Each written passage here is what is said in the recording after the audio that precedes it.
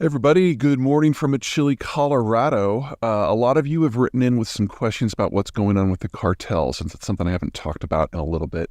The big issues are that there's two cartels to really follow. The first is the Sinaloa. That's the one that thinks of drug smuggling as a business, and so as a general rule is not willing to shoot people who are among its consumers, and so they don't think there should be violence in places where their businesses are critical. So they don't want to shoot people in Mexican cities, or certainly not on the north side of the border if they can help it. It's not that they're nice. It's not that they're kind. It's not that they're murderous thugs. They are all of those. They just see violence as a tool rather than an end.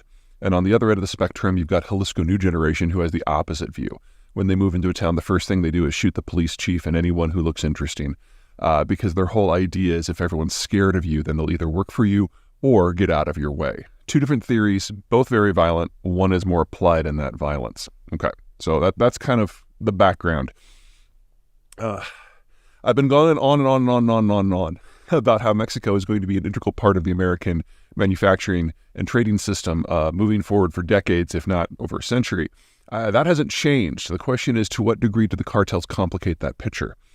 Not as much as you might think. The cartels are into things that fit one of two categories. One are small, have high value, and are easy to fit into a backpack and smuggle.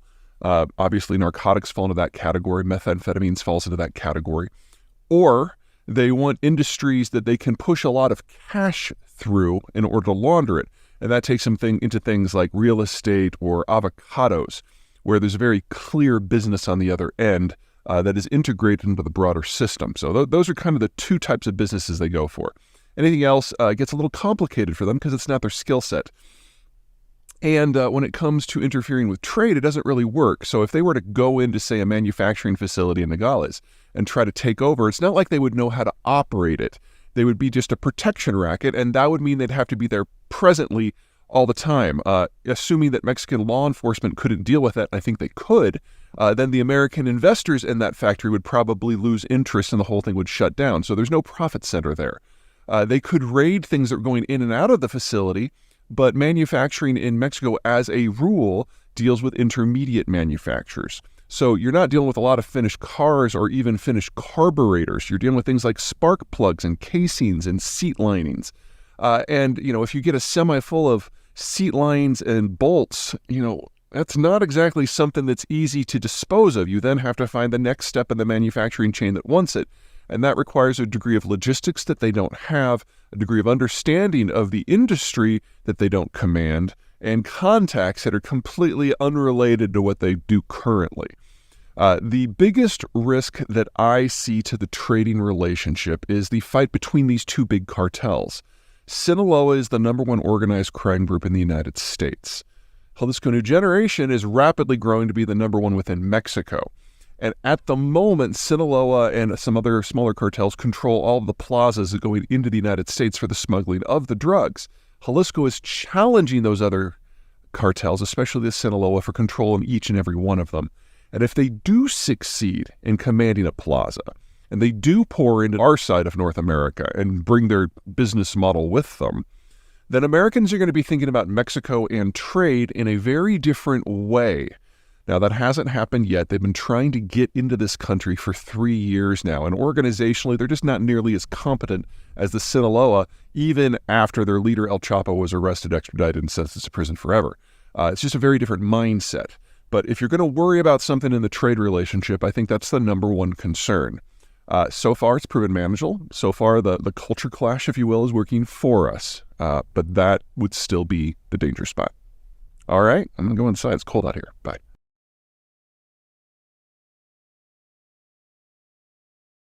Hey everybody, Peter Zeihan here, coming to you from Savannah, one of my favorite cities in North America.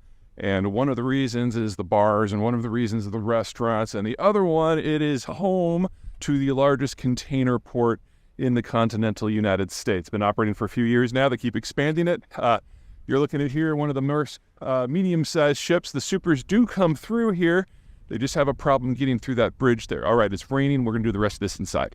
Sorry, I got waylaid by the client and couldn't do the rest of this one from Savannah, so I'm back home.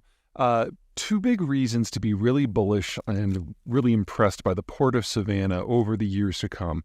The first has to do with that Jones Act that I keep talking about, the law that says that only American vessels can dock at American ports in succession. So, for example, if you're in a cargo vessel and you're delivering things to the Chinese coast, the same vessel will go point, point, point, point, point. But if that same vessel, let's say it's Japanese, was to come to the U.S. West Coast and it stopped in Seattle, it would then have to go back to Vancouver before it could go to San Francisco, then would have to go back to Vancouver before it could go to San Diego. As a result, the push for ports is to get bigger and bigger and bigger in order to take these big foreign vessels, and it's crowded out all the smaller American ones. Because the infrastructure required to do that requires a large chunk of land, and most American cities don't have a lot of port capacity. Instead, what you get are shuttle ships, where you'll take a big vessel into a place like Kingston, Jamaica, and the cargo will be relocated onto a lot of, again, foreign vessels that will then go directly to Miami or go directly to Charleston or go directly to New York. And as a result, the Jones Law has just completely hollowed out the American maritime space. Savannah is the first location in the United States since 1920 to manage to build a super container port. It's upriver a bit, but the biggest vessels, some of the biggest vessels in the world go there regularly. You saw the one that was coming through. That was actually a fairly small one. But it's the only place in the continental United States can actually take these vessels all at once, with the exception of maybe Long Beach. Other places tend to do more mix of business. So, for example, the Tacoma port does take fairly large containers, but it's also a major export point for commodities coming out of the intermountain interior of eastern Washington and Oregon. Anywho, bottom line is, as long as we have these very, very large container ships, which are the norm for international trade right now, Savannah is really the only place in the United States that can take them on the East Coast at all. New Jersey just isn't up to snuff in that regard. So that's issue number one. Issue number two, if we're moving to a deglobalized period, we're going to have a lot of different patterns here, and our interactions with the Mexicans are going to become much, much, much, much more robust. Now, there are some limitations on the infrastructure between Texas and Mexico that do a decent job of integrating the northern tier of states, but half of the population of Mexico is in the greater Mexico City area. And if we're going to have the expansion industrial plant that we need in North America in order to deal with the post-Chinese environment, we're going to have to metabolize a lot of what is in central Mexico.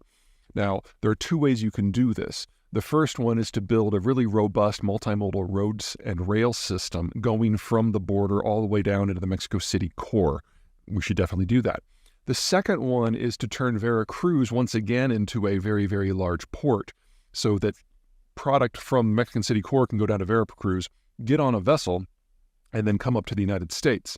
Now, you can do that in one of two ways as well. You can use small shuttle tankers that go to places like Houston or New Orleans or Miami. Or if you're more interested in the Eastern Seaboard, you just put it on a mega ship and you put it in Savannah. So it doesn't really matter which path we're on here or how smart or how dumb we are in taking advantage of the changing world around us. Savannah's got the hardware in place for really any possible scenario here. And so the ships are going to keep coming. And so am I.